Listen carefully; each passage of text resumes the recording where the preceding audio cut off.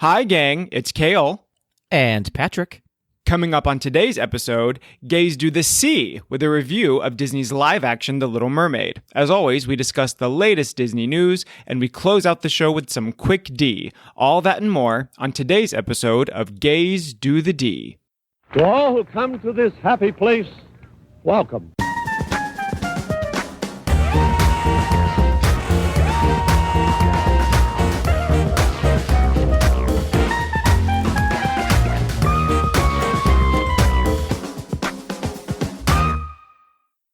Patrick, if you know what you want, then you go and you find it and you get it. Kazuki! Oh, good. Another Into the Woods reference. Yes. We haven't had one for so long. Kale Mermayhem English. Perfect. I like Mermayhem. That's my new Instagram handle. Consider that stolen. Mermayhem is abound. It's all happening, Kale. The episode you've been reborn to be on, I feel the only reason I said yes to any of this 2 years ago. Yeah. Right. This is your last episode probably after this. Yep. You're like, I've retired. My life will never be bettered. Yeah. The day you retire from this podcast, we're absolutely getting Halle Bailey on. Oh, the day after? That's hysterical. Yeah. Okay. Like we're getting an exclusive with Halle and with Jodie Benson at the same time. It would be the easiest thing in the world for me to never talk to you again if that happened. I am vindictive. If I'm one thing, it's vindictive. Yeah. Do you know what's funny is that I'm born and raised here in Atlanta, me, and then Halle Bailey also, this is her hometown, and Jodie Benson lives here now. So the three of us, pretty much triplets. Yeah, you're the same person. The same absolutely. person. Yeah. I've always said that. I've really always said that. Kale, how are you? Let's jump into some mental health checks for the week. I'm doing very, very, very good. I just got back from literally just got back. Like my feet are still hot from running in this house. I went to Nashville this weekend. I drove down on Friday, or up on Friday rather, and spent the weekend with our incredible GDTD co-host JT, and we saw Into the Woods. Amazing. Yes, incredible. And so I am on cloud 9 from having a truly great weekend with JT. Oh, I love that. Yeah. You and I were talking a little bit off the pod, and he's such an easy person to hang out with, JT. My gosh. Yes. Yeah. Totally. Same with Ryan. Ryan and JT are both just like the casualest, easiest people to get along with. You not as much. But I was about to say that's because you and I sometimes being our friend probably is a full-time job, and so they probably know that if they don't chill, it's a whole right. Yeah, you and I are the Mermayhem. Yes, absolutely. I'll take that on. No, but you're completely correct. It was, I got there. Keep in mind, this was the first time JT and I had ever met in person. So a very ambitious weekend visit. He hosted me at his place. A very ambitious weekend visit that by all means could have been awkward. Was not at all. The moment I got out of the car, we were immediate, best friends, and I had the absolute greatest time. I also, listener of the pod, Derek Lewis, who I believe you know through some Run Disney events. Is that right? We've never met in person, which is wild because I think have been in the parks and at the same races 150 times, but we've never actually met in person. Okay. But we know each other very well with conversations on Instagram. What a delight! Oh, listen. So the first night I was there, JT and I, after I went inside, sort of freshened up because I looked like a swamp thing from driving from Atlanta to swamp thing when I left here. But and so we had actually met Derek at this really, really cool tiki bar. Derek is an absolute treat. It was so great getting to meet him. Good. Yes, so much fun. Good. He seems it. Yeah, I am not surprised to hear you say that. Yeah. I also feel like anybody who would be friends with JT, they have to be, and also an absolute gem. So Yeah. Except for Melanie, she's just a nightmare. I did Melanie. not Just get kidding, to meet just kidding. Melanie, and I am devastated because Oh, because that's such a bummer. come to find out, apparently Melanie cares about her boyfriend more than she cares about me. Kale English. Shocking. I'm shocked. Shocking. Right. Yeah. Shocking. She had apparently made some sort of plan with him, right? Rude. They were going to do rude. something to what JT described it to me they were living outside in the wilderness temporarily. That's called camping. Yeah, I it don't know if you knew sounds that, but okay. horrible. And so, Yeah, but not for you. yeah, Not for you. I can't recommend for Kale. No, but I didn't get to meet Melanie. But hopefully one day, Melanie was a topic of conversation a lot, and there was not a negative thing said about her. So I did miss out not getting to meet Melanie. But That's because I wasn't there. I would have had some things to report. oh dear, oh dear. Okay, kidding. so We mental love health you. check-in. How are you? You know, I'm good. I didn't have quite the weekend that you had, but I did treat myself to not one but two viewings of The Little Mermaid, just to Perfect. put myself Yes. in a better place. You know, not to listen, we tell the truth here on the pod, not to bring things down at all, but I think a lot of people know what's going on out there right now with Right. Pride and with the transphobia that's happening. I know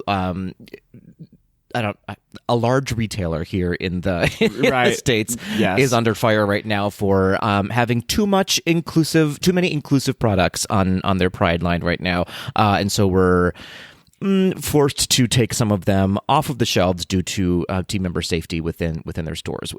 So.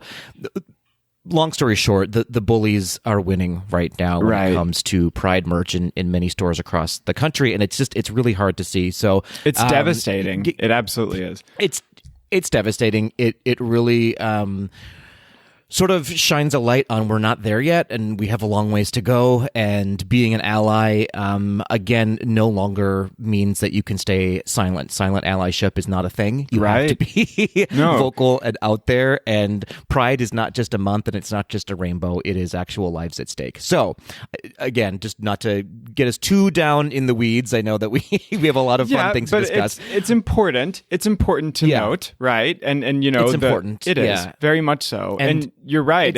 It's mentally. Sorry, go ahead. No. You were literally saying what I was about to say. Oh yeah, well, great. We'll say at the same time. No, it's just mentally taxing, right? Yep. It is. It can take a toll. So you know, we're here for you, all of you Tweedles out there. We're here for each other. If you need someone to talk to, reach out. We're all in this together to bring it back to Disney. Absolutely. So, anyways, happy Pride, everybody.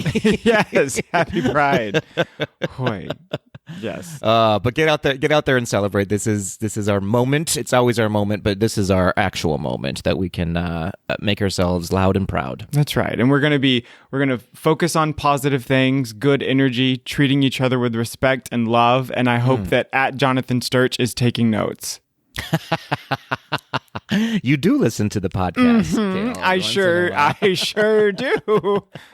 I listen and flames Yep. on the side of He my came for face. you, and- He did. And I was You were supportive. here I was for supportive it, of it. Oh, we love a little cheekiness on the pod. We're good. We sure do. We sure do. Keep it coming. Yes. Keep it coming. Keep it coming. Well, let's take a page out of your book, what you just said, and start focusing on the positive and get into I'm celebrating this week, Kale. Okay, let's do it. So, Andy Heath Puppeteer is celebrating a 4-day weekend filled with paddleboarding, cocktails, and semi-nude male acrobats. Well, well, Oh my. Yes. Same. You know, that old story. but so remember, I'm a context person. Why only semi-nude?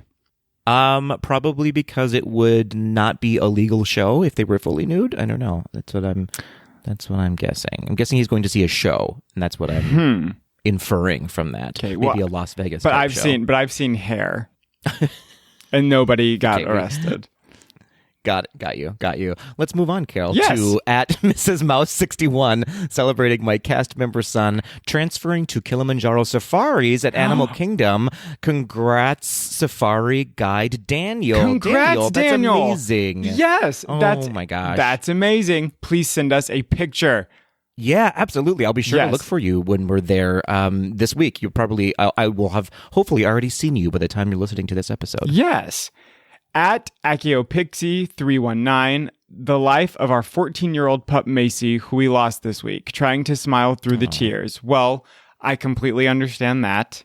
I'm so sorry for your loss, but I'm glad that you are celebrating her life and the time that you got to spend with her. Yes, absolutely. 14 years is a long time to have, Very have much a best so. friend. So well done to you. Macy, we are sending you love, and we're sending you love, Accio Pixie, as well. Yes. Moving on to at Ben.Teeves saying, opening our summer show over at Legoland and having full-time work as a performer. You better work, full-time performer. Nice. Yes. Congratulations. I've never been to Legoland. Have you been? I have not been to Legoland. No. I hear it's actually really fun. We should go sometime. Hook us up, Ben Teeves. Hook us up. At Sean Cruz, currently in my Eat, Pray, Love era in NYC to see Kimberly Akimbo one more time and Titanic. So work.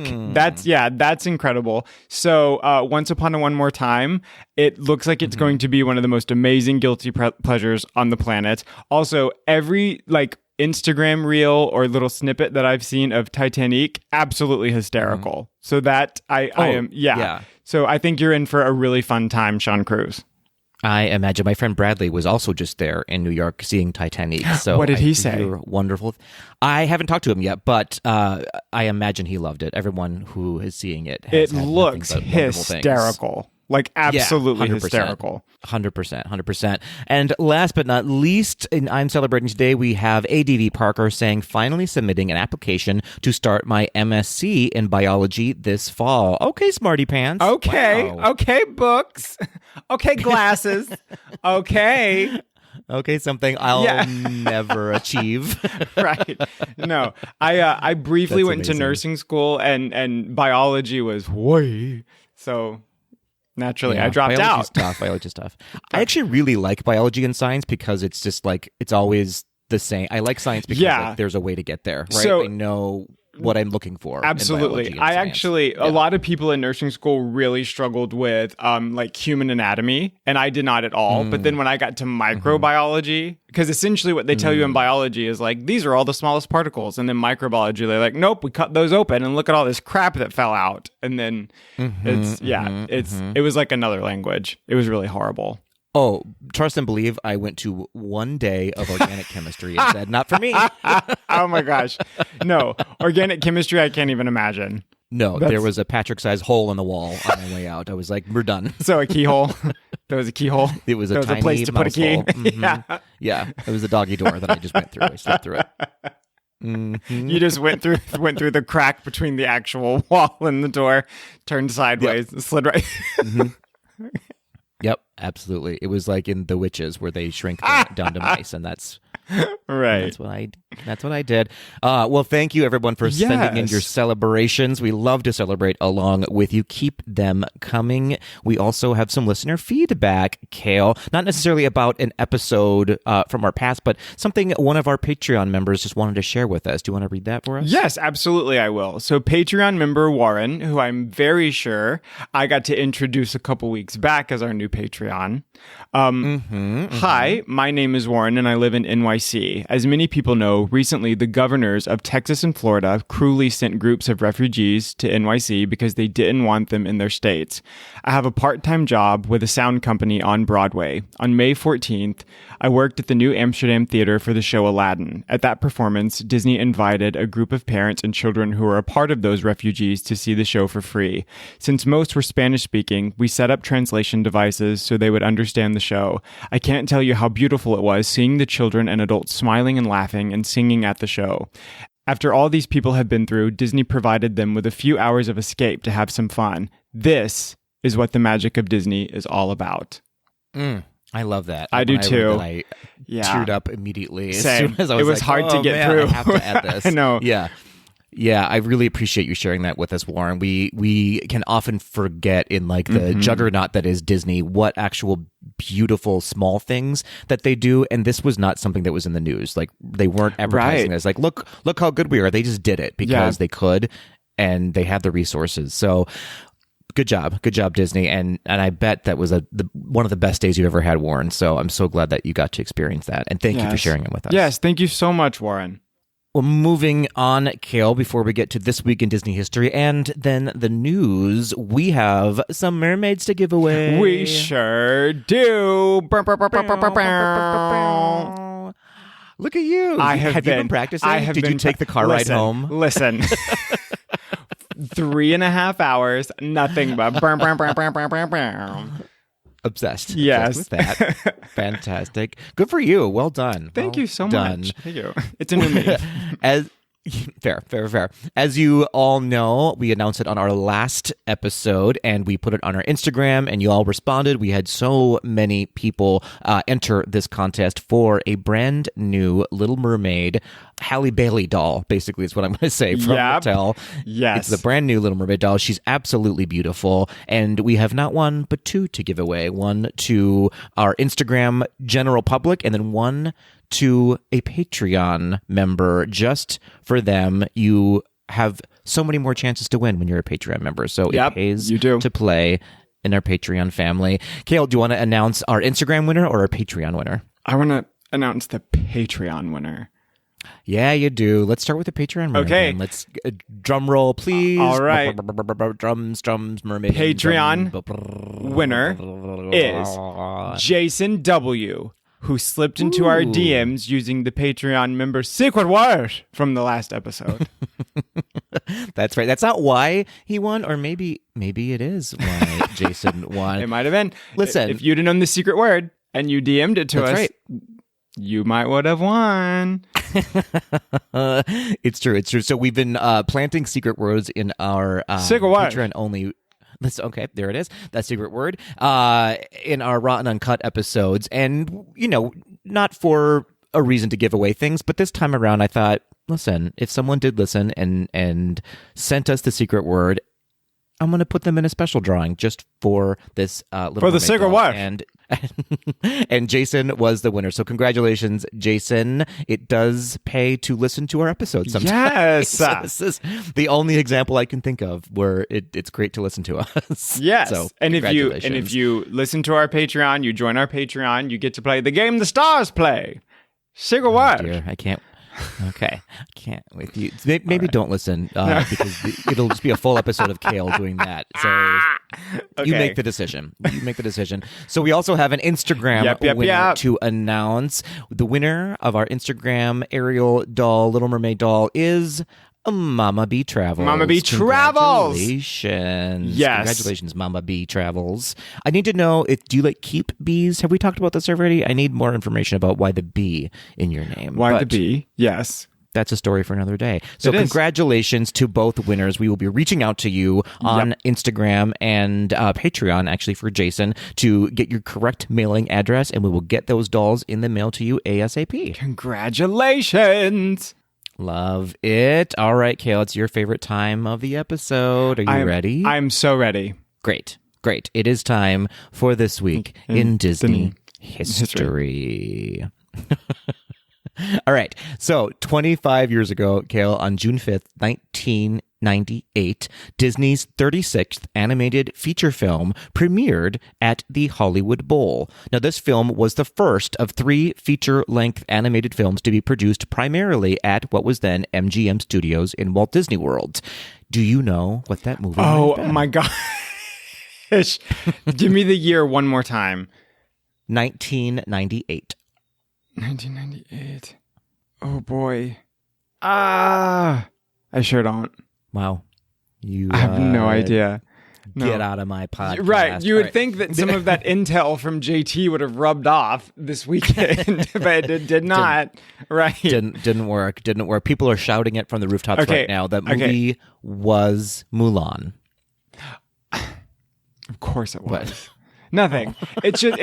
It's funny because it seems like, yes, absolutely. That wasn't even on my radar. For some reason, I thought Mulan was earlier than 1998.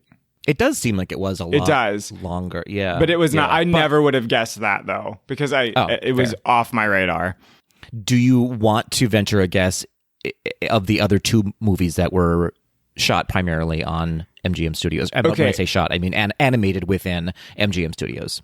Okay, and this was and Mulan was the first of those three. Okay. So we're gonna say Mulan. We're gonna say, I don't know why I want to say Treasure Planet. I don't know why you want to say that. Totally. Okay. Oi. Just say it. Just say it. This whole part is your gig. Fair. Lilo and Stitch was one of them. Lilo and Stitch, yeah.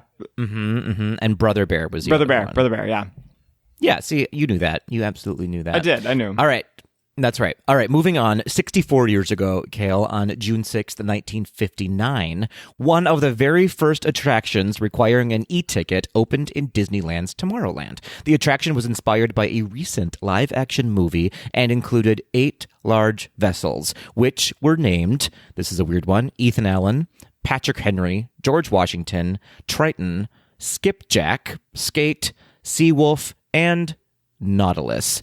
Do you know what this attraction was, Kale? It was 20,000 Leagues Under the Sea. Very good. Congratulations. Thank you so much. Oh, I'm just so proud. I'm just brimming with joy that you keep in mind that was also long before I ever even went to Disney World. Well, it was in Disneyland, not Disney World. I know, but you know what I mean. Before I ever started going to the parks.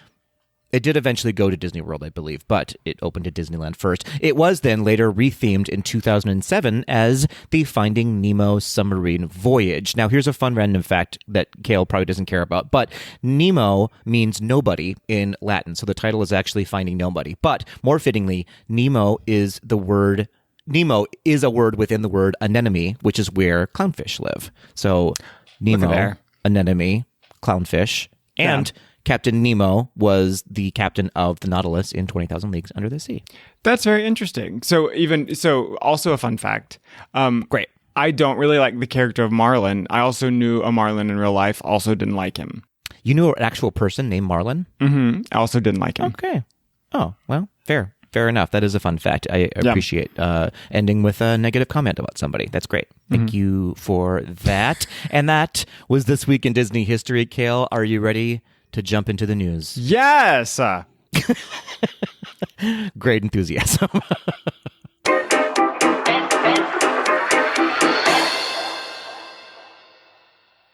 Hey, Patrick. Oh, what's up, Kale? News. Talking about news. They say that it's fake, but that's just half-baked. And that's in the news. Oh, you're a monster. All right, let's do it. Let's get into the news. You ready? Okay. I am. So, Florida Governor Ron DeSantis files motion to disqualify judge in Disney's federal lawsuit. Great. Good for him. Good for you. Yeah. So last week, DeSantis' attorneys filed a motion seeking to disqualify Chief U.S. District Judge Mark Walker. Sorry. That was a tough word. That was a tough word for you? I know, right? Sound it out. Sorry. Sound it out. Yeah, you should even leave that one in. But disqualified Chief U.S. District Judge Mark Walker, who is presiding over the case in federal court in Tallahassee. The motion said Walker referenced the ongoing dispute between the DeSantis administration and Disney during hearings in 2 unrelated lawsuits before him dealing with free speech issues and fear of retaliation for violating new laws championed by the governor and Republican lawmakers.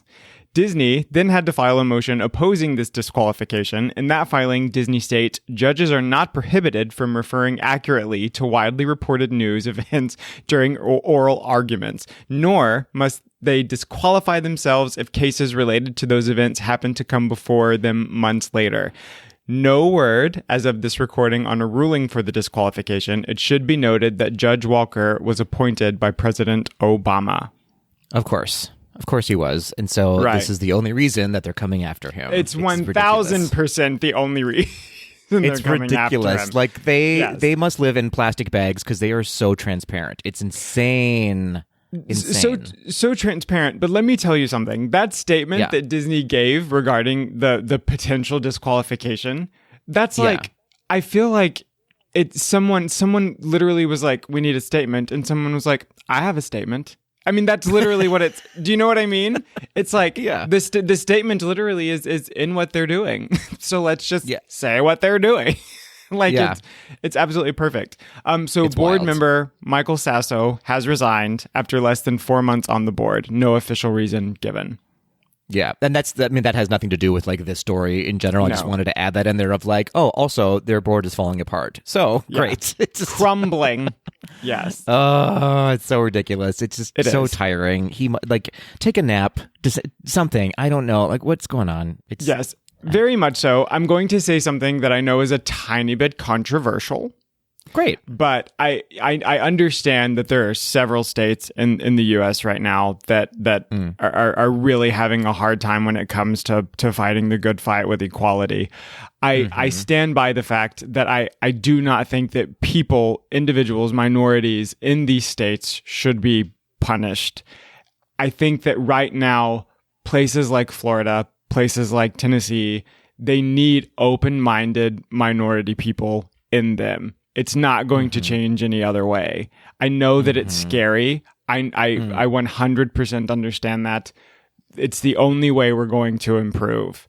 Yeah, I don't think that's controversial at all. I mean, I get the reaction of wanting to leave states like that. 1,000%. Yeah. But the opposite sadly needs to happen of like we need to start building more and more people who can vote in another way for their own interests as opposed to voting for against your own interests. No, And so, yeah. absolutely. It's also not lost on me that it's quite easy for me to say because I'm not in one of those states right now, right? Sure, Sure. And so I get that like my mental state is deeply affected by this, but probably not to the extent of someone living in Florida or Tennessee right now. But Yeah.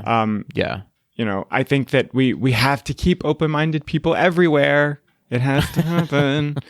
Yes, please. Yes, please. All right, let's move on to the next headline, Kale. This is a little bit of a different change in pace for stories. My Disney experience is now asking for seating preferences when you check in for dining reservations. So when you check in now, for My Disney experience, you are given the option of first available or a table or booth.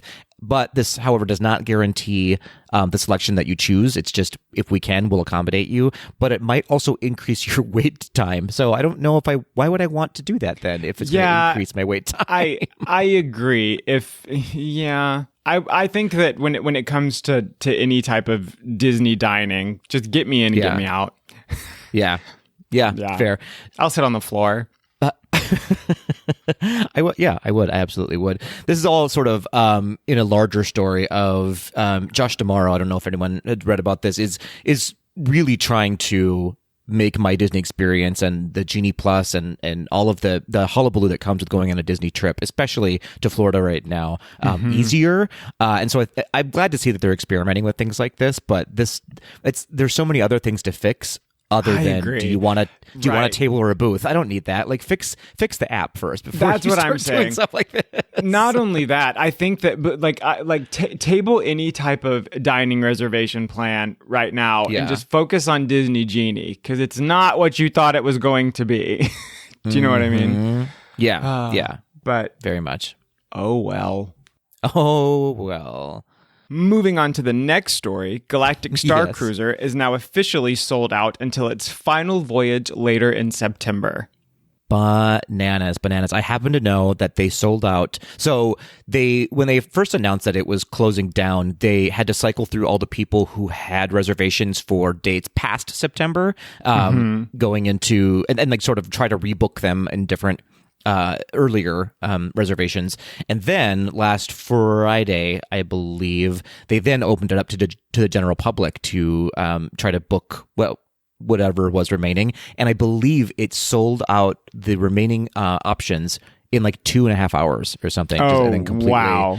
It's just a full blackout now. You cannot get a reservation through the end of it, which is great. I mean, I'm glad for the cast members and everyone who works there because they'll have like a nice crowd while they're there for their last final days. But yeah, if you wanted to get a ticket, you had to wake up very early, and you probably didn't get one. Most people didn't get one, unfortunately. And now you won't get a ticket until October 1st when they announce they are not closing. Can you imagine? I know. I would try and get through to somebody and be like, "Hey, bad idea. Why don't listen? Yeah. I know I'm just a Kale, but this is a bad idea." I've actually been reading a little bit and talking to some people about the logistics that are going behind closing the Galactic Star Cruiser. And I guess tax purpose wise, once they do officially close it, because it was like a separate business within Disney, they cannot use it anymore for that now that they've announced it and now that they are like officially within the filings of closing it down. So people who had like hopes of it turning into like a Star Wars hotel that they could just keep using, but not for the Galactic Star Cruiser, I don't think that can happen anymore. So what happens to the property? I don't know. Yeah, I think that's what the nightmare is now, because they're getting like a huge kickback in taxes because they closed the business down. They legally, I think, can't use a lot of the stuff, the intellectual property that they created. So have no idea. It remains to be seen of like, can the characters move to the parks, or do they live and die with Galactic Star Cruiser? Right. Who knows? So more to come on that. That's an interesting story to follow. So Galactic Star Cruiser was an interesting story from the very, very get-go. And it just somehow right? Yeah. It just One day they need to make like a Disney Plus series about the rise and fall of Galactic Star Cruiser, but it's done in the form of a drama, not a documentary. Like it's Yep. They're just going to call it Cruisin'. Mm-hmm. Yeah, saving Mr. Star Cruiser. Oh, poor Star Cruiser. Poor Star Cruiser. Mm-hmm. All right, well, moving on to our final news headline in the news this week. The VIP Passholder Days were recently announced for May 31st through June 30th, which is a nice chunk of time. I feel like in years past it was like a week and a half that you could experience this. And so it's a full month of June, which is great, during Pride as well, which is awesome. So with the VI Passholder Days, anyone who is an annual pass holder visiting Walt Disney World will get up to 20% off dining at select Walt Disney World locations, including most outdoor kitchens in Epcot, up to 30% off merch at select Walt Disney World retail locations. The new pass holder magnet this year will be the Figment magnet found in the Creation Store, the new Creation Store in Epcot. There will be special photo ops within the parks, and then, strangely, a designated seating area in Sunshine Seasons in Epcot. Why there? Why is that? That's an listen. Like right before you said it out loud and I read it, I was sort of like, "What?" Yeah. Okay. Yeah. Okay. I thought they were going to do like a Club Cool somewhere or something really interesting, but they're just roping off some tables in Sunshine Seasons. I was like, what? That seems like a mess. Like, here, sit on this uncomfortable chair, and only you can sit there. I don't know. I don't get it. I don't get it. Well, fun. So I've only the discounts are great. Yeah, the discounts are awesome. I think I've only ever been for VIP Passholder Days one time, and I got a Figment magnet back when they did the old style of magnets, I think. Oh, really? I think isn't this the first year they did a Figment magnet, or maybe it's not. No, hold on. Nope, hold on. Oh, okay. Yeah. Well, hold the phone. This is really interesting podcasting because this is only a visual that Kale's doing right now to show me the Figment magnet. For those of you listening at home, I know it doesn't seem like anything just happened, but there actually was a solid 15-minute break where I tried to find a Figment magnet and could not. But I will find it, Patrick. Yes, to the magic of podcasting, I have eliminated all the frustration that I just went through personally, listening to Kale rummage through his drawers. It was intense, yes. Only to not find this self-proclaimed magnet that he has. I have it.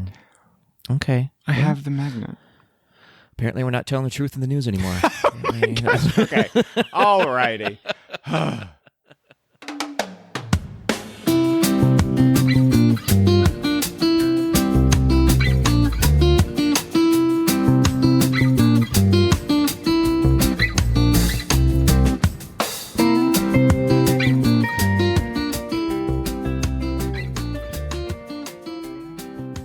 Patrick.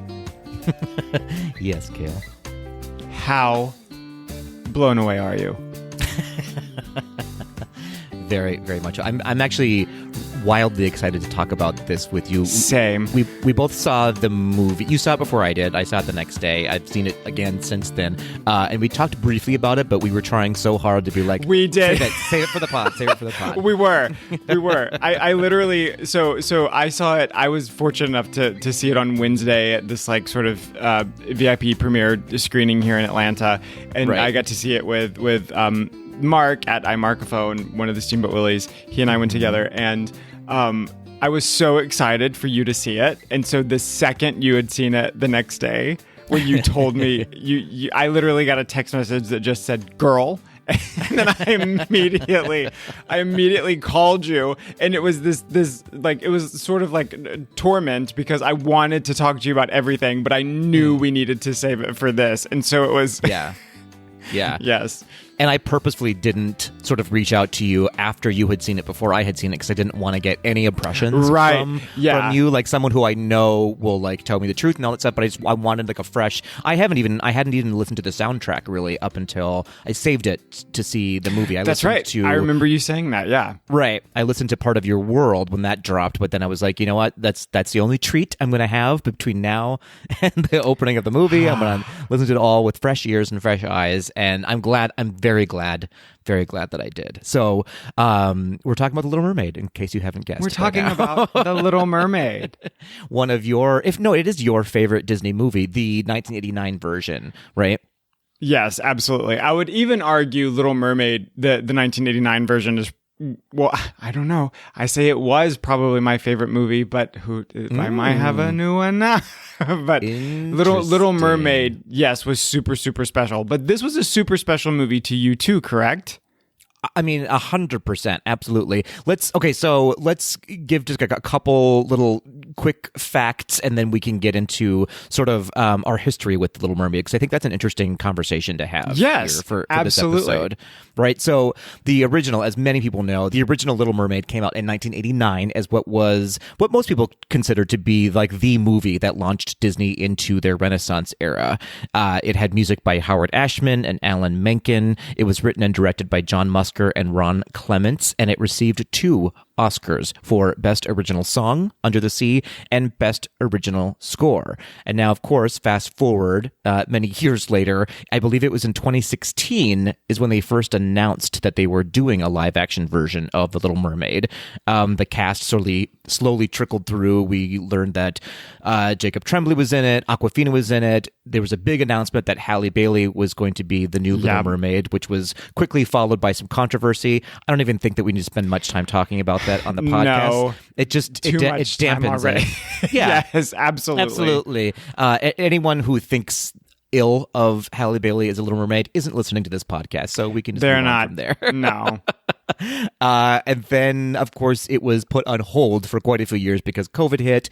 And now, finally, in 2023, a movie that was almost 10 years in the making is finally here with us. And it opened to great success. We can get into that later. So, all that to say, here we are talking about The Little Mermaid as it just happened this Memorial Weekend, 2023. Kale, before we get into sort of initial thoughts about the movie, what is your sort of history with The Little Mermaid in general as it relates to Disney? Of course. So Little Mermaid and I both were born the exact same year. We both it came out in 1989, and but so that was, I mean, I think truly that was sort of my first introduction to sort of new Disney. I can remember watching Little Mermaid all the time. Like, I mean, as a kid, every single day watching The Little Mermaid, and was absolutely obsessed with it. And I grew up in a somewhat conservative family. My sister had the Ariel doll. She wasn't really into dolls. I remember, sneaking around playing with the Ariel doll kind of when nobody was looking, like it was sort of mine. And I was obsessed with The Little Mermaid. I think I've even mentioned on this podcast before, I don't know if it was sort of a subconscious way of me communicating that I felt similar to her, right? That I also feel like a fish out of water. I also feel different. I feel, like there's probably a place for me where I could thrive better. But I mean, it was always super, super special to me. And it really is the reason that my forever love and relationship with Disney is pretty much set in stone. I mean, I love a lot of Disney stuff, but Little Mermaid for me personally is the peak.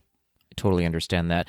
I have kind of a similar story, although I am like a half a generation older than you are. So I actually did see it in the movie theaters when it came out, and I remember seeing it. It's such a funny memory that I have now looking back at this. It was me and my best friends at the time, all cisgendered white men going to see The Little Mermaid together, right? And by men, I mean, preteen boys, basically. Yeah. But going to see The Little Mermaid together. And what strikes me now, what didn't obviously strike me then, because I wouldn't have had the words for it, the wherewithal to even think about it, is The Little Mermaid allowed both boys and girls to appreciate a movie and play with a doll from a movie that has a strong female lead in a Disney movie. Absolutely. Which had never really happened before, right? Especially with the amount of products that were happening. Little boys and little girls alike were buying dolls. We're playing with mermaids in the bathtub. We're going to celebrate this movie that was very female-centric, and that was and a blockbuster movie at the time, no less. And it was kind of unheard of, and I didn't really think about that until I started thinking about this movie and what this movie now means in a very different way. It's incredible, and it makes me kind of emotional to think about that. For the first time, a generation of little gay boys who maybe didn't know they were gay, like, had maybe a little bit of an awakening and were allowed to love a movie about a Little Mermaid, No, absolutely. I couldn't agree more. And, it's really funny that you just said there's a lot of stuff that you didn't truly, I guess, because we put it in the back of our mind. But there's a lot of stuff, too, that I also didn't realize how much sense it made until watching this one, right? For example, I know that we had female Disney villains prior to Ursula, right? But we had never had a very strong female Disney villain that was fighting a very strong female Disney heroine. Do you know what I mean? Most of the time, I mean, even since then, sort of the villain, I mean, Jasmine was sort of, a type of heroine. We had Mulan, who was a heroine, Pocahontas, who was a heroine, but they all fought men. This was truly a film that was the big main two characters were both strong women, whether they were good or bad. Do you know what I mean? Both of them were strong women, and I mean, I think that I think that there's several things about this that sort of, when I look back at stuff, it's just like it all makes sense. You know, it makes sense, like, why someone would have clung to this and said, this is sort of my story. Do you know what I mean? Yeah, absolutely. And it came under a little bit of controversy, the original movie, in that, if you really take it on the surface, and no pun intended, there's going to be 1,000 under the sea puns, I'm sure, we can't help. You can't help it. Just can't help it. But on the surface, the original Little Mermaid is, we'll try not to go overboard. Hey, there it is about a woman who gives up her voice for a man, right? And that's a very distilled version of it. And so I'm not often am I glad that they do a live action remake, but I'm so glad they did this one, because they sort of corrected that storyline and sort of made it a lot more palatable, and made it a lot more, female empowerment, as opposed to a story about a woman who's giving up her voice to fall in love with somebody. Yeah. Very much so. I mean, even I've always, when people have always brought that argument to me, my argument back has always been, well, the song is called Part of Your World. Never once in the song does she say part of your world. She says part of that world, in large part because she sings the song before she ever even knows Prince Eric exists. She talks about wanting to go up to the surface, to wanting to be human, wanting to see, what the new adventure is up there, before she ever even knew that he existed. However, just simply because of the storytelling of the first film, sometimes it's hard to make that a credible argument, right? To like, well, but she sang this song before she ever knew him. He had very little to do with it. I do like that was very much corrected. That they sort of gave it this is just, she's doing what she wanted to do. This is just something that happened along the way, and it's amazing. And Right. Yeah. like they did a really great job of that, because I think so, you could always look at the original film and have that attitude, but I think it's also fair to have the attitude of the original film that perhaps she did all this for a man. And it's just because it's sort of the way that the story unfolds. Mm-hmm. You kind of forget that it's not just all about a man. You know, she had these dreams and wants long before. Very much that. There's also an interesting, you know me, I go down the rabbit hole a lot when I start prepping for these movies. And somebody wrote an article. I wish that I won't like cite it verbatim, but they gave an interesting take on it, in that if you really dissect the original Little Mermaid, I promise we'll get into the remake very shortly. Yes, we will. But the whole losing her voice, interestingly, you could argue that it was actually King Triton who silenced the Little Mermaid and who wanted her to not be who she was and to stop going to the surface and sort of suppress her emotions and suppress her voice. And it was Ursula actually who gave her opportunity, but it came at a price, right? And so you could argue that the Little Mermaid didn't give up her voice. She already didn't have one. She already didn't know what to do. So she may as well try her hand at it. An interesting take on it, I would say, but there's a lot of ways you can look at this movie. No, absolutely. Well, and I mean, this is delving even further deep, and I know we need to get into the new film, but from my understanding, and it's been a long time since I've read it, but in the original Hans Christian Andersen version of this story, I actually don't think that the Sea Witch is actually much of an actual villain. I think that she takes the voice to give her legs, but I think it's because she literally has to. She has to sort of like, well, I can do this, but this is what I need in order to do it.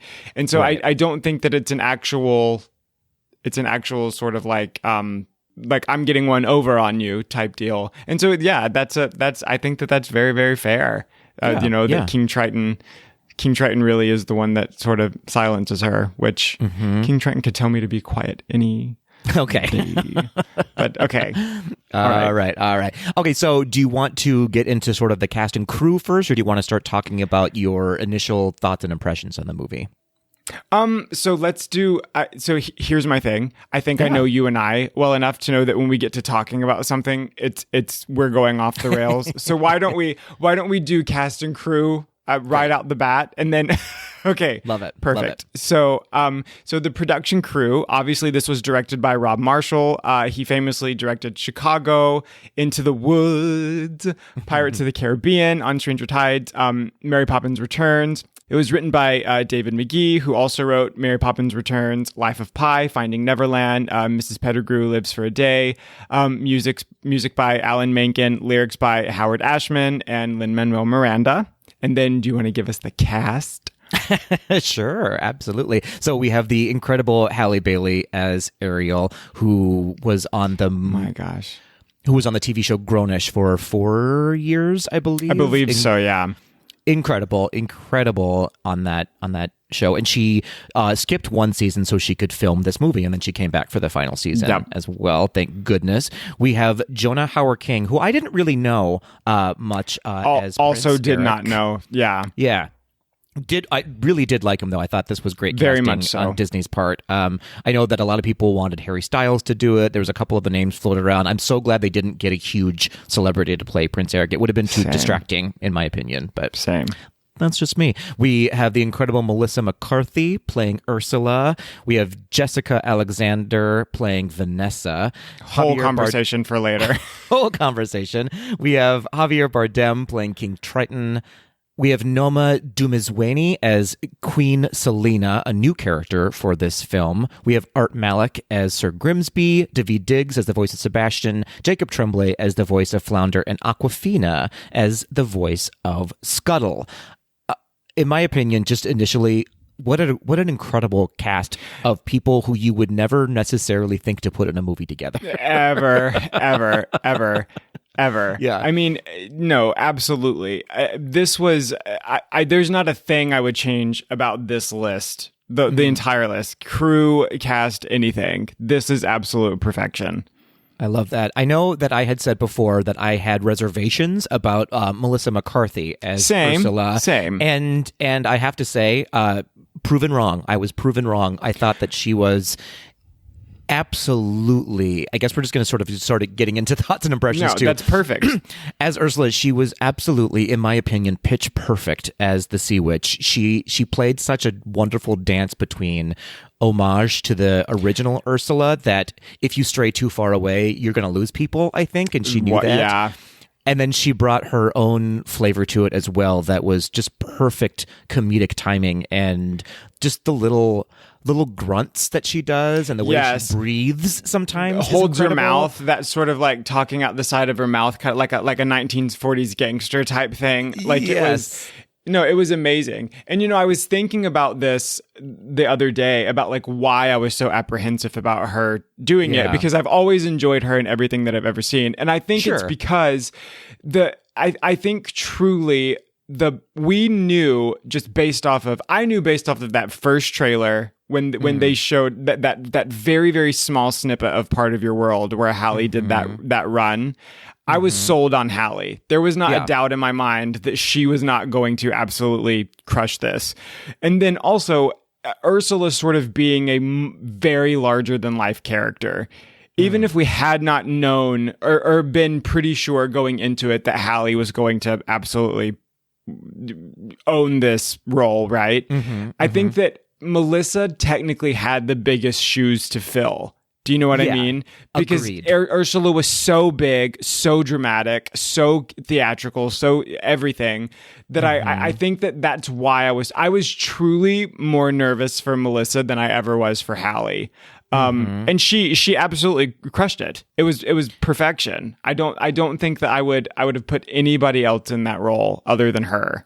100% agree. And I think this movie in general had a really hard shoes to fill because The Little Mermaid is so beloved. And it's interestingly not because of the character, The Little Mermaid, Ariel. It's in my opinion, and come for me if you want to, very few people's favorite princess, I think, is Ariel. I think people love The Little Mermaid because of the movie as a whole. And a lot of that has to do with Ursula and sort of the camp that comes with The Little Mermaid as a movie with Sebastian and Flounder and Scuttle. Like it's a movie full of over the top comedic characters, including Ursula, and Ariel and Eric are sort of low on the spectrum of wonderful characters in the original Little Mermaid, right? No, well, very much so. And it's funny too because there's not to stray from what we're talking about here, but a lot of things also. I guess I always forget. It wasn't until this film, like I forgot we knew nothing about Eric in the animated film. Nothing. Very little. Like we knew very little. And then also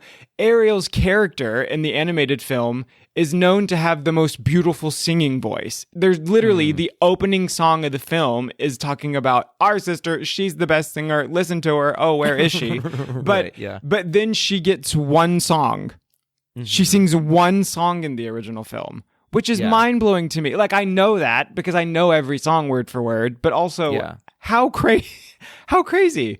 If you think about it, Ariel and Eric, they really are run of the mill.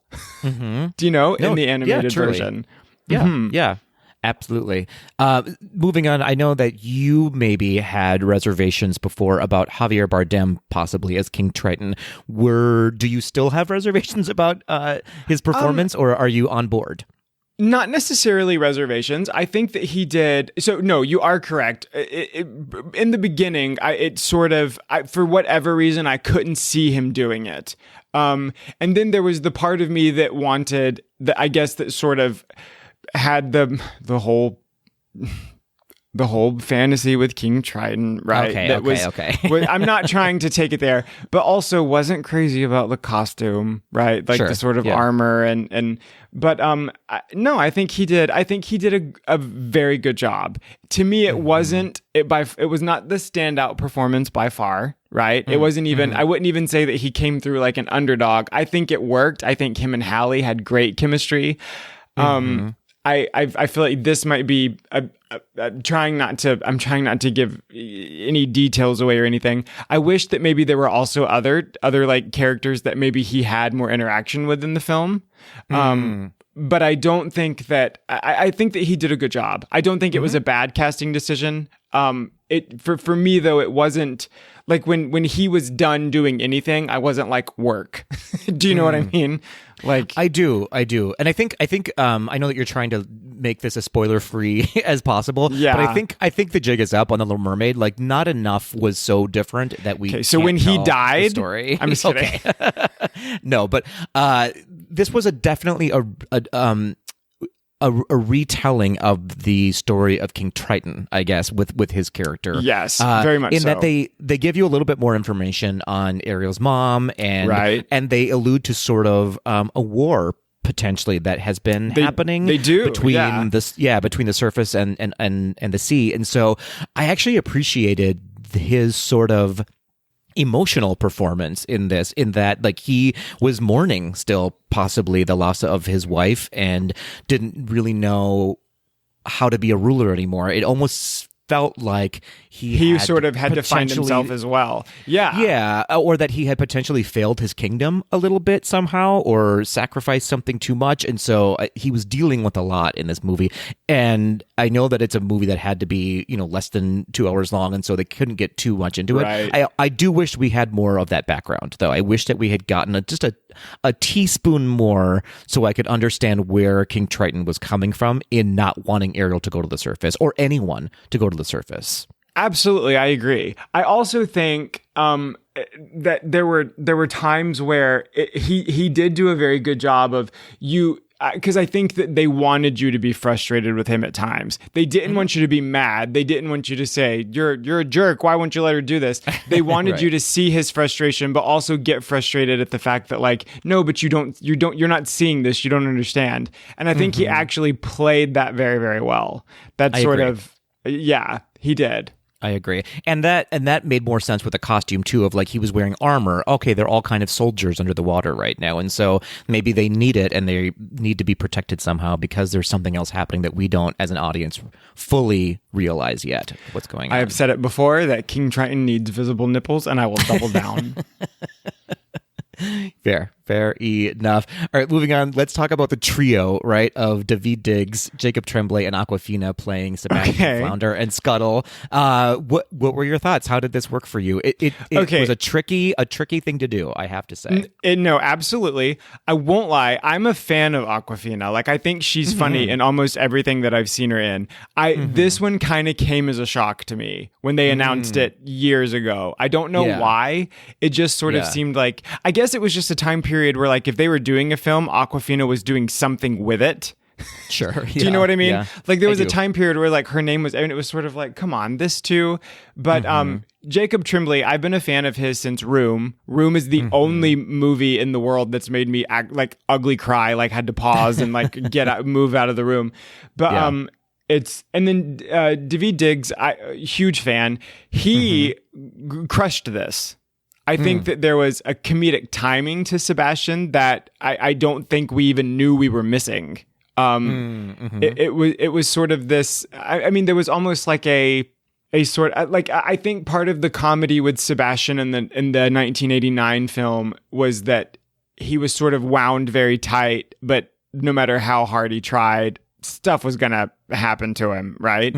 Part of the comedy with this to me was that he sometimes was just so awkwardly unaware. Do you get what I'm saying? Like, it was so he just was so accepting of when something bad happened, of like, yes, this is this is how it goes. And it just, I think that was a great addition to the character. Awkwafina, in the long run, I think crushed Scuttle. I think that it was absolutely hysterical. I think that the chemistry between her and Daveed as Sebastian and Scuttle, that was phenomenal. I mean, like, and from my understanding, I believe they even recorded most of that dialogue in the room together. I think, and that, I mean, you can tell there's such chemistry there between characters that aren't even really on the screen, right?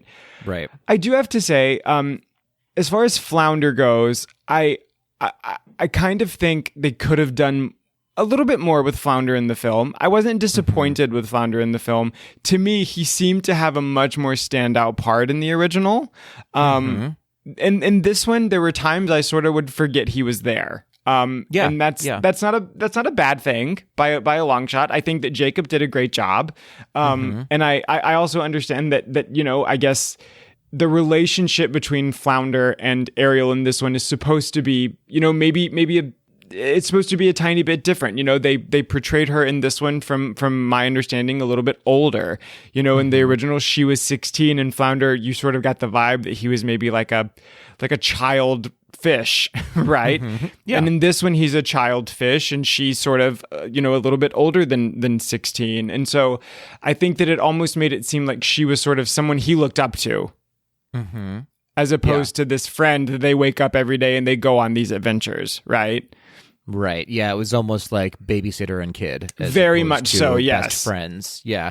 Yes. I would agree with that. Yeah, Flounder was sort of, they kind of just wrote him off, basically, in this film. They did. And it was sad to see, because Flounder is such a lovable character in the 1989 version. However, the way that they told this story, I think they made the right choice. I don't think that Flounder needed to be central to the storytelling. And he's a fish. Like, he can't go on land. And so there's very little you can do with this character and still make it a live action movie. I would agree. Awkwafina, I think I was pleasantly surprised with very much so how funny that they made Scuttle, and I didn't care for 1 second that they changed it to a different bird to make it, which made more sense. They changed it into like a diving bird that could be in the underwater scenes, and so it gave her a bigger part and more to play with. Because they did this whole thing where Ariel literally never goes to the surface until she's forced to, basically. Right. And so I thought Awkwafina did a wonderful job. I'm not quite as sold as you are on Daveed Diggs as the voice of Sebastian. Oh, really? He was kind of hit or miss for me. I thought that it was a fun retelling a little bit of Sebastian because he's not a conductor anymore, so he doesn't have that part of his character, and so You're they correct. They had to do something else completely with him, and they went into a great direction, and they made him a wonderful sort of foil and also sort of a protector as well, and that was lovely to see. I don't know, I think that he performed it great. I don't think that he was written terribly cleverly as he was in the 1989 version. I thought that he was much more quick and much more dramatic in that one, which made him funny. And this one, it was very loose humor, and you had to really pay attention to get it. No, you're absolutely correct. It was a loose form of humor in this one, and I don't think that the character was as complex. I will say that it seemed like the sort of buddy relationship did shift in this film from Flounder, and it was focused more on Sebastian. It seemed like her and Ariel and Sebastian sort of had this like friends, but I still have to make sure to keep you out of trouble, like that kind of thing. And I actually did enjoy that a whole lot. Like, I liked the fact that, But I think everything that you just said is also very fair. Yeah. Yeah. Sebastian and Awkwafina's Scuttle definitely played sort of the adults in the room with Ariel. Totally. Yeah. And to great effect, because they were sort of the odd couple, those two. And so it was great. It was great to see. Very much so. Moving on, then, we have Noma Dumezweni as a new character, Queen Selena, who plays Prince Eric's mother in the movie. And then we also have Art Malik playing Sir Grimsby. These are two of our main surface characters, save for Eric and Ariel, who we'll talk about next. I'll just get us started in that. I thought she was such a wonderful add to this story, and she's an incredible actress playing Eric's mother. It made so much sense that they would give him at least a parent, so we knew anything at all about his background, and it just gave his character much more depth. So I thought it was a smart addition. So I will say the depth that they gave Prince Eric this go around, that a huge highlight for me of the film in general. Something that I didn't even know I was ever missing, and really enjoyed it. Noma, I would watch her in anything. So it was like, it just was a treat that this really beautifully written character, because I do think that that character was an amazing character to add to this story. The fact that she was playing it was foolproof. Do you know what I mean? I mean, she rocked it. She's amazing in everything. The character was very well written. As far as Grimsby goes, I kind of liked that it showed this film.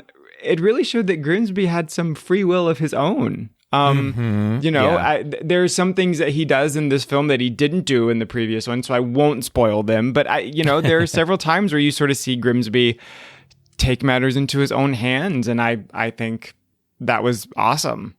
Yeah, they really fleshed out a lot of these minor characters, except for Flounder, I guess. Flounder was the only one that they actually removed character from him. But it was nice to see, the new character of Eric's mother and then Grimsby just sort of had a lot to do and say and give, and really painted the picture of what the surface actually was like during whenever time period this is supposed to be happening. Right. 1973.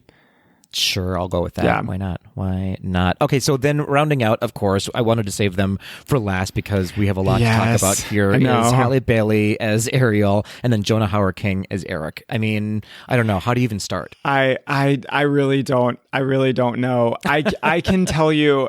Listen, so I've never. I mean, I've been in movies before that had really respectful audiences.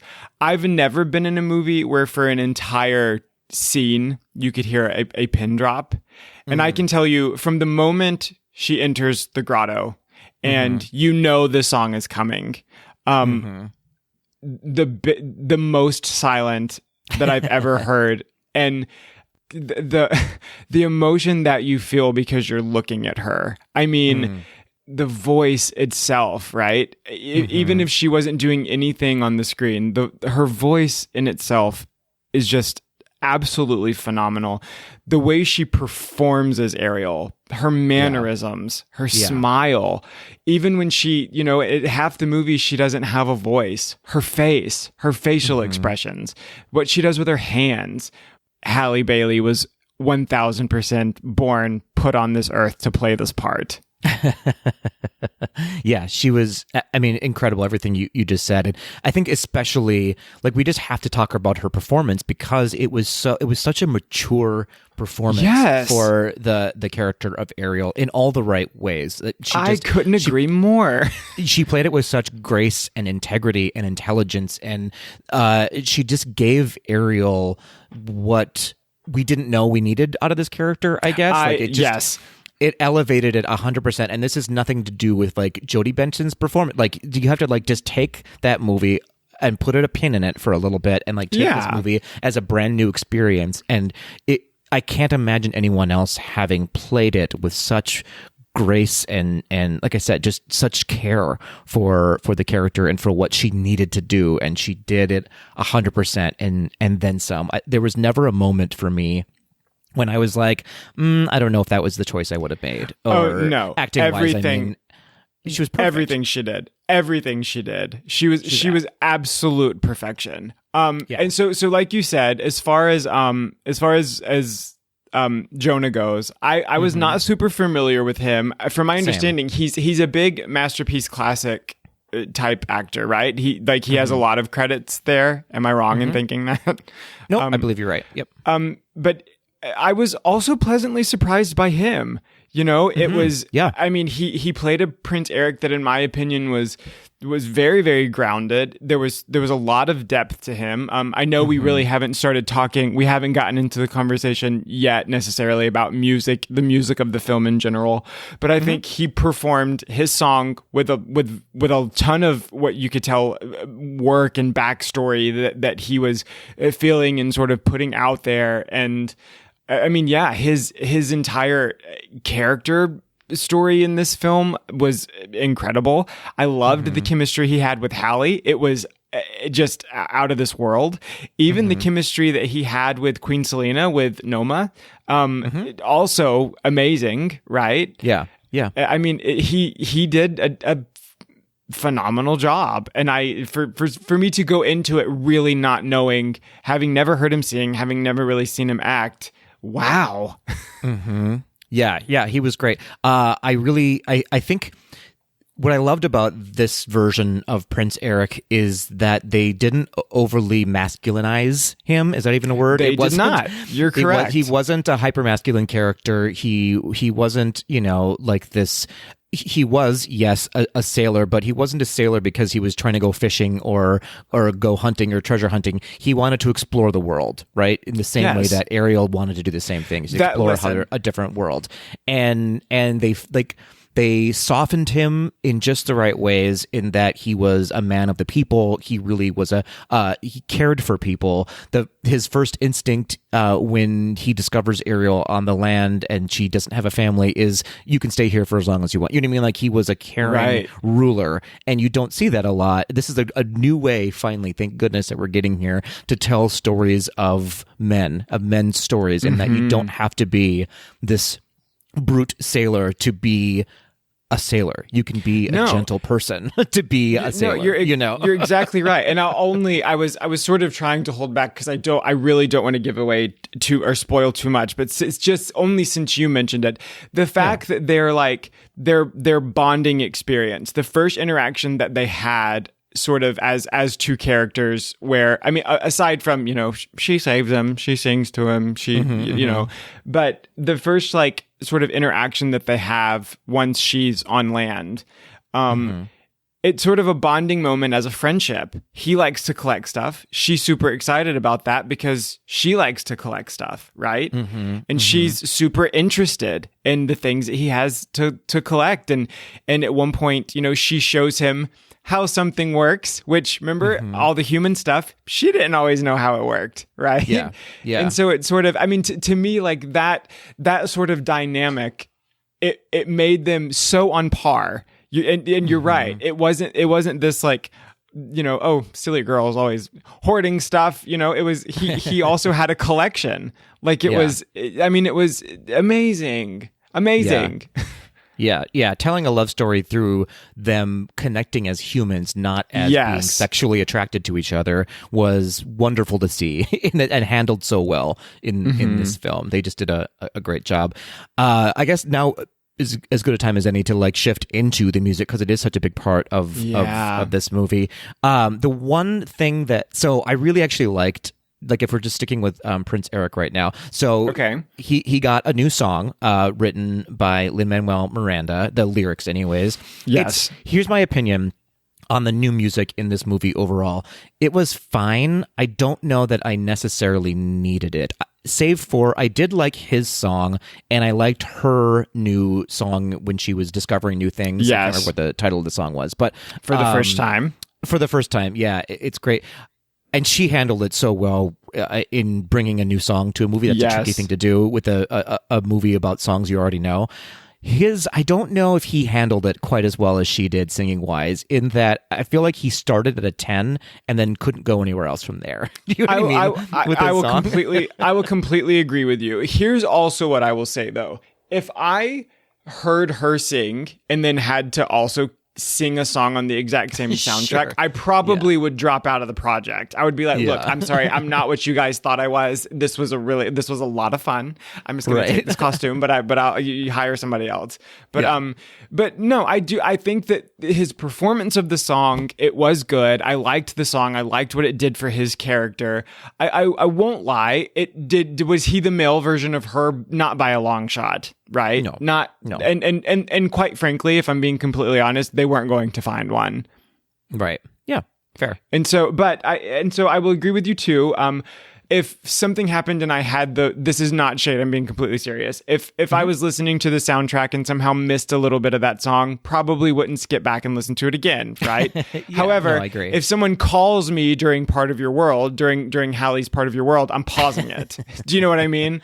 Yeah. And so, and then as far as for the first time goes, I thought that song lyrically was beautiful. Her performance of it was really, really great. Even though in my opinion, it's not a super sing-songy song. It was, I feel like it was representing the style of the thoughts she was having, the pace that she was having them, the different feelings she was having. She acted it amazingly with not even moving her mouth. She was sort of, this was an inner monologue the whole time. I loved For the First Time. I thought it was a perfect new addition to the film. And then do we want to talk about the other song? Yeah, absolutely. Yeah, I'll just echo what you. I'll echo what you were saying. Like those two new songs fit, I thought, very well into the movie and played excellent tribute to something that Howard Ashman may have written. Right? It felt very like, much so. Yeah, this feels like he probably would have signed off on this. Maybe had some tweaks. Lin-Manuel Miranda and Howard Ashman, very different writers, but I know that. In readings and in interviews that Lin-Manuel has great respect for Howard Ashman and has very even said much like, so. that no one's like him, no one can fill his shoes. I'm humbled to even try. Where I think this fell short was in a song called "The Scuttlebutt," right? And it did. It was a song that happened. It was cute and it was fine. I see what they were going for. I do too. You could have cut that scene out of the movie and it would have been the movie would have made sense. So I don't know if they needed to keep it. I question why they did keep it. Same. Well, this was actually the only thing that you and I went into detail the other day, because after I think we had this conversation, we were like, no, we got to save it. But we were originally talking about, they cut Le Poisson from the film. It's not just cut because it wasn't recorded. This was a song that was not included in this film because honestly, the pacing in the story of this film, it just didn't have a place, right? No. Yeah, and it didn't need to happen. It did not need to happen. And so I also wonder if they sort of maybe thought they needed a comedic song somewhere, because if you think about it, they happen at similar points in the film. And they just sort of thought, well, what if we did it, but there was one that continued the story? I still think I don't hate it. It wasn't horrid to watch. I didn't sit there and sort of grit my teeth and have to shut my eyes to get through it. I feel like the way that I feel about it is I could give or take it. If it wasn't there, I probably wouldn't even notice. If it, and then 100%. I'm not angry that it's in there, but in my opinion, just the bar was set so high on everything else that, also I would like to, I mean, at every given point, I feel like I can't believe that it sort of passed several stages to make it into the film. For example, pitching a song called Scuttlebutt, and then pitching the lyric, "My song in the swamp." Remember my song in the swamp when I was like bound chicka womp womp. That lyric will haunt me for the rest of my life. Yeah, I don't. Yeah. Is it the worst song that's ever happened? No, but I think the problem with it was such a hard left from where they were going. In the hard movie. left. Yeah, it was just it in any other movie, and maybe in the animated version, it probably would have fit in a lot better. But because this movie was just a little bit more serious than the 1989 version, this one felt. It just was out of place. And it was very out of place. Used somewhere else, or maybe used earlier in the movie or something, it could have been more successful. But it was so different from the rest of the movie that it stands out for all the wrong reasons, I think. Absolutely. I couldn't agree more. So, what I did find successful was the song "Kiss the Girl." Whatever they did to that song, and they changed it a little bit, just ever so slightly. Right. And it was absolutely beautiful, I thought, and hilarious at the same time. Like, it was whatever magic they put on that song. That is my favorite scene in the movie, I think. I would. So I don't. It's rough. I can tell you, and it might just be because they showed us so many clips of Part of Your World, like in different trailers and stuff, that I did sort of feel. Like, I mean, I was silent and had tears in my eyes watching Part of Your World, right? But I think that I had seen so much of it in the trailer, because I'm not going to lie, towards the end, it seemed like we were getting really over bombarded with content. I'm not going to lie. It seemed like there was a ton coming out. But we didn't know a lot of Kiss the Girl. We had only seen maybe a couple clips, right? And so I can tell you, Kiss the Girl was probably the most overwhelmingly excited I had been throughout watching the entire movie. Like, it was just like, wow. It was handled so well. It was handled with such care, and it was absolutely beautiful. And the iconic scene of them going under the tree and the lights coming on, I was like, they did it. I mean, it was an example of we haven't talked much about the boat. I know, right? It was an example of how much respect Rob Marshall had for the original Oh, film, totally. that he knew, like, I can't not put in these iconic moments. You have to do it. Was it a shot-for-shot remake the way that The Lion King was? No, it was a perfect blend of I agree. Iconic moments and brand new territory. Yes, I loved when you would recognize that something was intentionally shot for shot homage, right?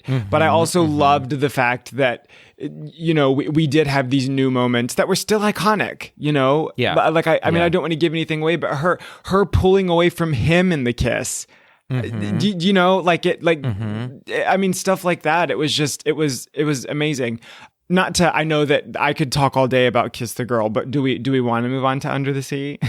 I was just going to say, I think if we're talking about songs that were in the original that did not sell well for me, I would say Under the Sea, strangely, it being the one song that did get the Academy Award from The Little Mermaid, this time around was maybe the least successful song for me in the movie.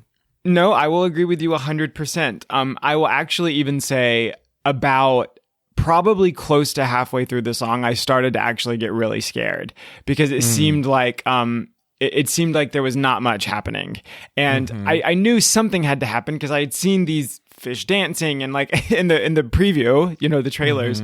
And part of me was just like, was this what is happening? Like, cause it just seemed like it was so stale and so safe. Do you know what I mean? And then in my opinion, by the end, it had completely redeemed itself, but I was terrified for a minute. Fair enough. Yeah. I don't know for me if it redeemed itself. I didn't hate it, right? It was sung well, it was performed well. I liked the addition of her getting to sing in it very as much well. so, yeah. It was orchestrated beautifully. The problem for me was Under the Sea is the movie The Little Mermaid for so many people, right? It's like a 7-minute extravaganza in the movie. It is the most beautifully painted scene in the entire movie. It's a 5-minute track within the ride, The Little Mermaid, right? Like you are in this world, and this is the little. When you think of The Little Mermaid, you think of Under the Sea. I think visually, at least. And I question why they didn't go for it in this version of it. No, that would be didn't get it. Yeah, that would be my same question, is why not just out the gate, right? Like, why not crank it out the gate? But yeah, I mean, when I say redeemed itself, I mean, I think that by the end of it, I got that sort of a party atmosphere satisfaction that I wanted. Sure. I do not think by a long shot that it was comparable to the animated version of Under the Sea. 100%. Yeah. By a long shot. It did the opposite of like starting at 10 and then staying at 10. It like it started at 1 and then it went to 1.5 and then it went very to much so 1.5.2. Like it was too slow of a burn to get to where it needed to go, because then all of a sudden there was like, oh my god, there's only 10 seconds left of the song. Yes, that's exactly like not even a slow burn. It wasn't even, but the candle wasn't even lit for a while. I mean, but I'm glad we're talking about this though, because it shows that we're not just openly praising this film because of you know. But I really do think my one ultra criticism would be Under the Sea. Yeah. Yeah. And it didn't ruin the film for me, but it could have could have absolutely have been far more grand and greater. If I'm being honest, if they hadn't even done the song, I don't think I would have noticed if they took the song Under the Sea out of the movie. Same, yeah. If I'm being honest, because it didn't really add much to the story. If I'm being super honest. So, but I mean, that being said, part of your world, we don't have to talk too much about it because everyone already knows how much we love this version of it. And it is such a wonderful version of the song. And how tough must that, I mean, she must have been throwing up every night before bed going, I have to sing one of the most famous songs in Disney canon and nail it. And not only just nail it, I have to do it better, or I have to do it different enough that it's my version of it, not Jodie Benson's version of it, which is the iconic Disney song, I think, that everyone knows and everyone can appreciate. So well done to the entire team, but especially her for making this song her song. Absolutely. I agree. Gosh, it's just, I know. I was, we have to like wrap it up eventually here, but I was sort of doing a deep dive just internally of dissecting this song just musically and what she's doing in it and how it sort of paints the picture of her journey just musically and lyrically when she like goes up the octave for no apparent reason, but and then just goes back to like just because she could. But it this is me nerding out a little bit about music, but it felt like the reason that they had her do that was because she could, but also it sort of musically told the story of that Ariel has these desires to like be on the surface and go higher and higher and higher. Absolutely. But she's still grounded by what the melody of the song actually is, right? And so she just completely. has it lives within her, and they paint that musically with this song. Also being a musical nerd for a second, I also, this is what's funny to me is that obviously I think she has probably the greatest singing voice of our modern time, right? Having said that, if I had her voice, I feel like every note would be held out with vibrato. It would be held out in its fullest. It would be the fact that she sort of takes these beats and sort of, it's, look at this stuff. Isn't it neat? Do you know what I mean? Like the way that she's so much more eager to tell the story than to sound beautiful. Do you know what I mean? Yeah. How incredible. I mean, the storytelling she does with that song. If I had her set of pipes, I don't know if you would have understood a word. I don't know if you would have known when a phrase would have begun, because I just would have sang from but just the small beats that she takes in the song and the fact that sometimes she thinks it's more powerful to say it. Do you know what I mean? Than it is to sing. Everything about that song is perfection. Her performance of that song is perfection. It is my eyebrows.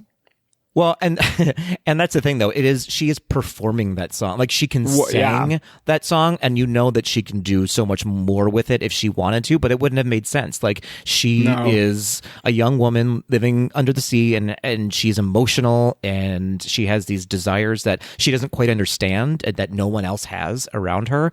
And so she performed the song the way that you would if that was inside of you, So it was absolutely incredible. I loved it, and that is the whole movie itself. Really, is her performance of Part of Your World, in my opinion. I know. I think we need to talk about Vanessa. Oh, I totally forgot. We did not talk about Vanessa when we talked about the cast. Yeah, not a huge character, but an iconic character within Disney canon, for sure. And what did you think about this performance of Vanessa? Perfection. Like I had never seen this young woman ever, and she was. I mean, to me, the things that they did with Vanessa in this, it's sort of.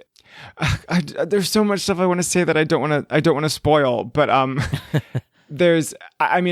loved sort of it's not the same scene as the animated scene that I talked about on another episode a couple weeks ago, right? But she has this really, really sort of fierce scene where she's sort of singing with Halle's voice. There's also this amazing confrontation with Vanessa that I straight up almost stood up in the theater. Because it was so good. But I thought Vanessa was a highlight for sure. Yeah, absolutely. And they couldn't have cast someone who looked more like the original Vanessa. My gosh. It's as though they took a page out of like Enchanted and like just took her out of the film, the animated version of her, and put her on screen. She was Jessica, what is her name? Jessica Alexander. Yes. Well done. Well done. Outstanding. And it didn't escape me, sort of. I mean, there's so many things, and you don't have to pull it out for this movie, but it exists in the world. So the optics of having this white woman take over for a black woman, and you literally using her voice, and is such a moment and a statement that they didn't have to do, but they did, and they handled it with care. They weren't hitting you over the head with it, but it still was like, oof, that's rough. That's hard to see. No, yeah. Absolutely. I mean, yes, I couldn't agree more. They did a great job, and I think that it was somewhat symbolic. And I think considering all of the unnecessary controversy, years ago that happened with this film, why not? Why not, indeed. All right, so we should probably wrap up here. We've gone about 57 days talking about this movie. So what are your sort of final thoughts? So we talked about what the original Little Mermaid meant to us. Yes. What does this movie now mean to you and maybe to the community? I know, how do you encapsulate that in a minute or two? But just what are your initial thoughts about what this could mean and what this does mean to you now and why it was so important? Well, I mean, I think that, I'm not going to lie, I think that this film very much targeted those of us who have grown up remembering the original. And when I say that, I don't mean that they tried to get us with nostalgia. I think that they tried to take the story deeper so that we could take it deeper, if that makes sense. Yeah. And so I think that, if you watch the original, there are some things that, maybe, there's different storylines or different, metaphors that might, pertain to today. I think this one was very much a metaphor for things happening today. Yeah. I mean, it's not just, a dad that doesn't want her to go to the surface. Like you said, this was a war between two different worlds, right? A war between people under the sea and people on land. And even Queen Selena's character, who was very compassionate and very loving, that also wasn't lost on her, right? She also knew, there's things that have happened before, and this is more than likely who's to blame, and we might not like it, but it's how the world is. And it's sort of, I mean, I think that as far as what it means to me, I would have to say exactly what the original did, but just more, which I know sounds like a cop-out answer, but I think just the remembrance that our life, it's ours. Right. We control how we treat people, what we allow others to sort of think of us. And then also how we control our future. And that's not just, with one specific person, that's within the world itself. And I think that one, that part really was clear in this film, more so than the original, right? These are the things I want to do in the world to help the world, and I'm in control of them. And I think that that's an amazing thing to hear today. Yeah, absolutely. Absolutely. I agree with everything you just said. I think for me, what I pulled out of this movie and why what hit me over the head was sort of this story about, or messaging about, authenticity and showing up as your authentic self wherever you are, regardless of the tools and resources that you have or don't have, right? And sometimes, equality and equity are very different words, and we don't often talk about equity in that. This is a lot deeper than a lot of you thought I was going to go with the Little Mermaid, but Ariel had to show up with inequitable resources when she wanted to go to the surface, and that sort of rings loud and true for if you're a person of color, if you are transgender, if you are in the gay community, if you are other. There are places in your life where, though you might be, quote unquote, allowed to be there, you're not afforded to be your authentic self. And that was a big message that I pulled out of this movie. And that, regardless of that, if you're a good person, hopefully it'll shine through wherever you are and however you choose to show up and whatever resources you do or don't have. Like I said, love hopefully will ultimately win, even though it doesn't always feel like it is going to on any given day. That hopefully at the end of the day, who you are will speak louder than, the loudest person in the room, if that makes sense. So that's what I pull out of this movie. And that's why I think it'll be important and it'll stand the test of time with this new messaging behind The Little Mermaid. Perfect. Thank you so much. So as we wrap up, this was as we are recording this is on the Sunday of Memorial Weekend.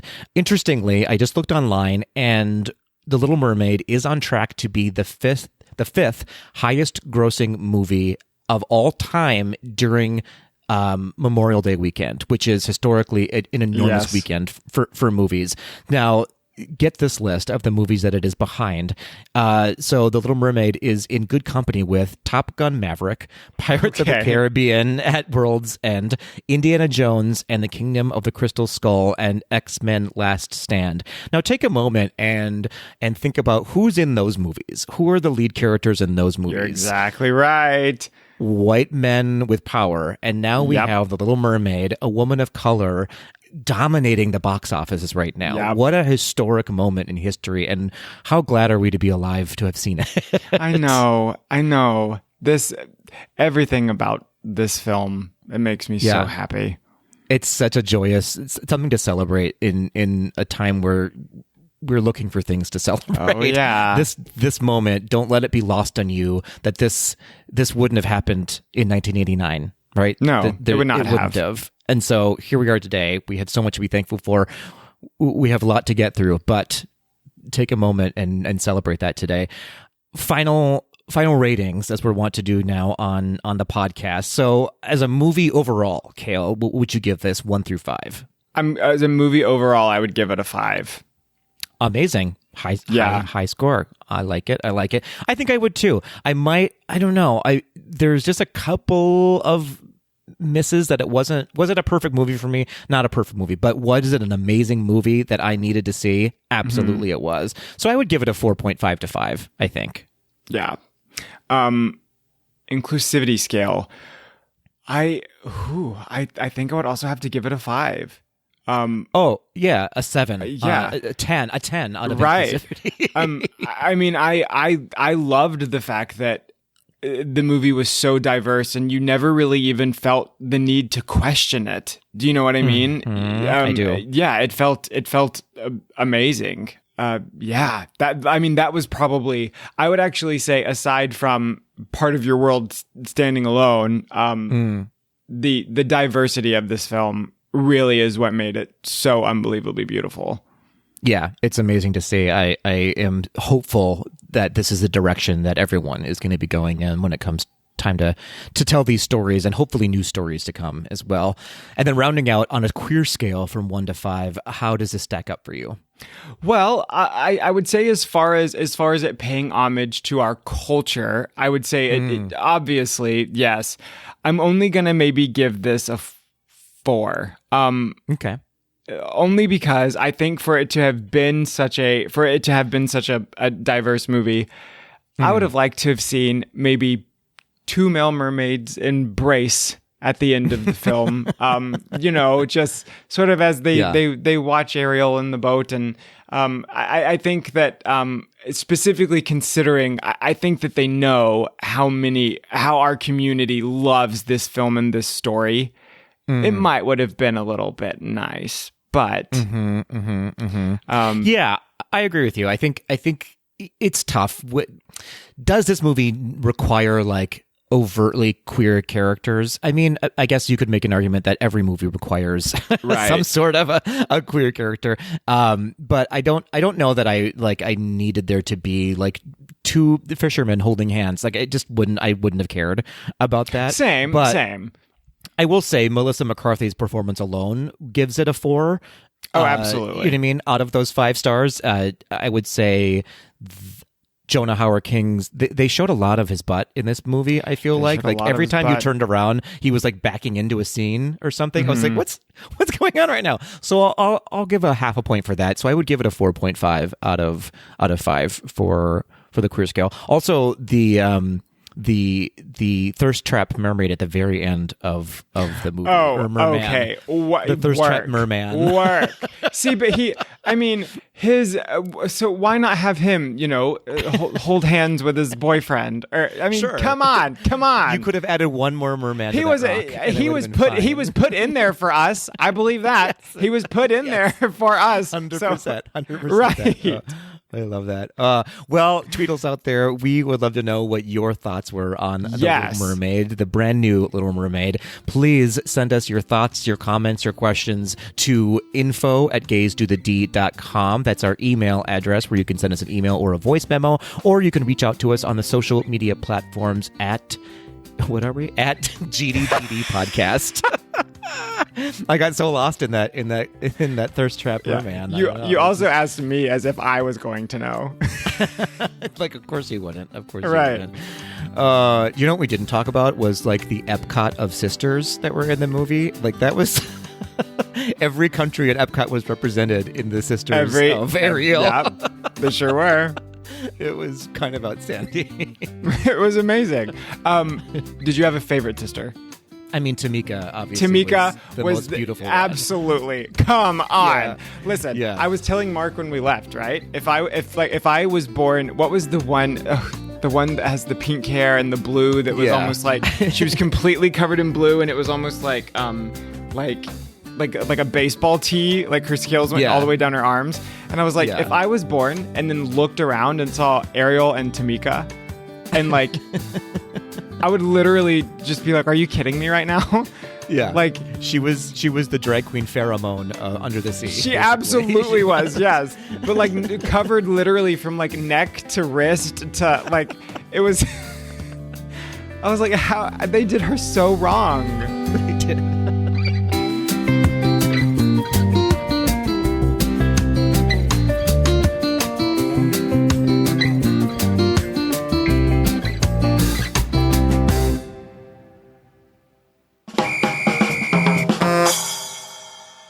Ahoy, Kale. Ahoy, Patrick. It took you like 4 minutes to respond to me. I don't understand what the brain lapse was there. Well, for a split second, I thought you had called me a name. Oh. But so I had to let my blood pressure come down real quick. Oh. Well, But yeah. I'm glad you didn't throw. Now we're good. I'm glad you didn't throw hands. Thank you so much. Oh. Would you like to play Quick D? I would love to, now that I feel like I don't have a voice anymore because we just talked about The Little Mermaid for an hour and a half, I think. But that's fine. That's fine. Yeah, it was close to an hour and a half. I ironically don't have a voice anymore after talking about The Little Mermaid. I like how you and I have the longest episodes, and then every time we start one, we'll be like, okay, we'll make this one short. And it somehow ends up being longer. The longest ever. Than the previous episode, yeah. We're trying. We're making progress. Well, we do have a listener-submitted Quick D question, Kale. Are you ready to get into it? Who's the listener? Is it Jonathan Sturch? It is. It is not. It is Sean Cruz, who is always almost first to jump on these Quick D questions. Yes. We appreciate you because we've run out of questions for each other here on Right. Do the D. Right. So Sean asks, if you could rename the parks in Disney World specifically, to anything else, rename them to anything else, what would they be and why? Okay. Each park individually or Walt Disney World as a whole? I think each park individually within Walt Disney World. Okay. All right. Magic Kingdom would be Liza. Epcot would be Barbara. Animal Kingdom would be Cheetah. Cheetah Rivera. I like it. Yes. Hollywood Studios would be Audrey. Oh, I like that. Okay, so you're renaming them after classic Hollywood leading ladies. Yes. Well done. I don't know what I would rename them as. I feel like Epcot would be here's a bunch of stuff Kingdom that we don't know what else to do with it. Right. Kingdom. Eclectic Land. Eclectic Land. I think Animal Kingdom, appropriately named. I guess if you have to rename it, maybe like Fierce Kingdom or something like Kingdom. Can we do that? Yeah, that's perfect. You get your tickets today to yeah. Sorry. Super No, we're easy. going to be late for Kingdom. We Okay. got Genie Plus for Yep. We have Eclectic Kingdom is Epcot. Hollywood Studios is basically just live action studios now, isn't it? I feel like it's just all the Blockbuster Studios, maybe. Yes. Blockbuster Studios is hilarious. Okay, that's hilarious. Blockbuster Studios, and then Magic Kingdom. I don't know what the Magic Kingdom feels correct to me. I guess Magic Queendom. I guess we could rename it as. Work. The Magic You won Queendom. this round. You absolutely won this one. The magic, but I really like Kingdom. That's the best one. Yes, that's exclusively on this podcast. That's what we call Animal Kingdom now. You will like never it. hear the words Animal Kingdom after today. Maybe if they're all noises. So what if we go that route? Kingdom, and then Magic Kingdom is like Kingdom, and then Okay. Okay. Okay. What is Epcot? Epcot is like Because of the food and Kingdom. drink. Oh, Yeah, that's yeah. Ugh, Kingdom. And then I guess Hollywood Studios is like Yas Kingdom. Yas Kingdom. Okay, perfect. Kingdom. That's my favorite one now. Yeah. That is perfect. Oh, we've lost our minds. That's it for Quick Deal. Yeah. That's it for Quick D. Bye. Bye.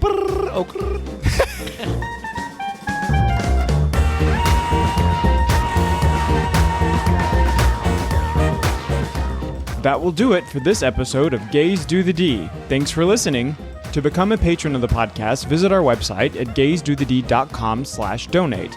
For a donation of any amount, you can receive exclusive Gays Do the D content and help us continue to bring you the very best Disney news and discussions. Continue the conversation after this episode on Instagram and Twitter at GDTD Podcast. Submit your questions or show ideas to info@gaysdothed.com. Have a great week, everybody. See you real soon.